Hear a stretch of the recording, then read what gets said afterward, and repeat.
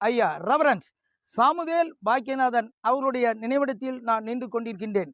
இவர்கள் 29/5/1862 மருதகுலத்தில் பாக்கியநாதன் உபதேசியார் அம்மா நல்லம்மாள் அவர்களுக்கு மிகவும் அன்பு மகனாக பிறந்தவர் ஐயா சாமுவேல் பாக்கியநாதன் அவர்கள். அவர்கள் சிறு வயதிலிருந்தே கிறிஸ்துவுக்குள்ளாக வளர்க்கப்பட்டார்கள்.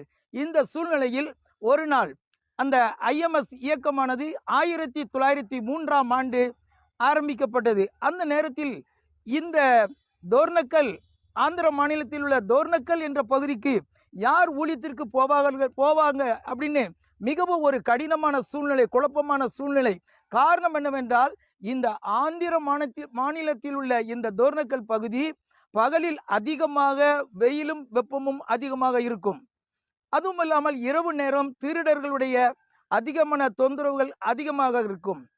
இதை மனதில் கொண்டு அநேக குடும்பஸ்தர்கள் இந்த ஊழியத்திற்கு அந்த இடத்திற்கு போக மறுத்துவிட்டார்கள். இந்த சூழ்நிலையில் தான் இப்படிப்பட்ட இடத்திற்கு அங்கிருக்கிற மக்களுக்கு யார் சுவிசேஷத்தை சொல்வார்கள் என்ற ஒரு மன வேதனையுடன் நான் அங்கே போகிறேன் என்று ஐயா சாமுவேல் பாக்கியநாதன் அவர்கள் தோர்னக்கல் என்ற இடத்தில் ஊழியத்தை ஐஎம்எஸ் மிஷனரியாக சென்றார்கள்.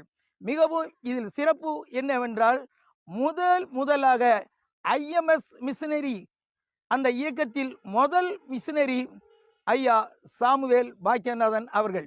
இவர்கள் அங்க போய் சுவிசேஷத்தை பெரியவர்களுக்கும் சிறியவர்களுக்கும் அங்க அதிகமாக இவர்கள் பிரயாசப்பட்டு சுவிசேஷத்தை அறிவித்த பொழுது அநேகர் முதலில் ஏற்றுக்கொள்ள மறுத்த போதும் அதன் பின்பு கிட்டத்தட்ட 20க்கும் மேற்பட்ட பெரியவர்கள் கிறிஸ்துவின் அன்பை ருசித்து கிறிஸ்துவை சொந்த இரட்சகராக ஏற்றுக்கொண்டார்கள். அதன் பின்பு 300க்கும் மேலான மக்கள் கிறிஸ்துவின் அன்பை அறிந்து கொண்டு தங்களை கிறிஸ்துவுக்காக ஒப்பு கொடுத்து ஊழியத்தை செய்தார்கள். இப்படிப்பட்ட அநேக காரியங்களை அவர்கள் அந்த பகுதியில் சென்று கிறிஸ்துவின் அன்பை தெரிவித்தார்கள்.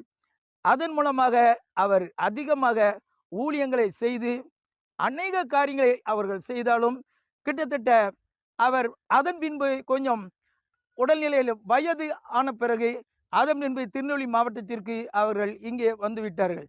அதன் பின்பு அவர் கிறிஸ்துவுக்காக ஓடி ஓடி உழைத்த அந்த கால்கள் 4/1/1955 தன்னுடைய 93வது வயதில் கர்த்தருக்குள் நித்திரை அடைந்து விட்டார்கள்.